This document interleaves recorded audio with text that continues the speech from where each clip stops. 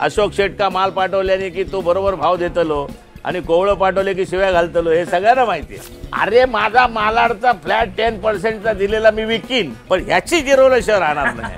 ही जी प्रवृत्ती आहे, मराठी माणसाने आळस झटकण्याची आवश्यकता आहे. मराठी अस्मिता फक्त जिंदाबाद म्हणून होणार नाहीये. पण काही लोक असं म्हणत असतील ना, कशाला दोन दगडांवर पाय ठेवतोय. वडील म्हणायचे ऐसी बोली बोल की कोई न बोले झूठ और ऐसी जगह बैठ के कोई न बोले उठ. भारताच्या राजकारणापेक्षा सुद्धा आमच्या निर्मात्यांचं राजकारण मला फार मोठं कमालीचं वाटतं. कमालीचा द्वेष आहे. तो द्वेष का आहे ते मला माहीत नाही. लता दिदींकडे मी पहिल्यांदा ज्यावेळेस पेटी पाठवली तर मी म्हटलं दीदी आंब्याची पेटी पाठवतं. ती म्हणाली नको, मराठी चित्रपट बनवणं म्हणजे बोकड कापणं आणि शेपटी हातात येणं.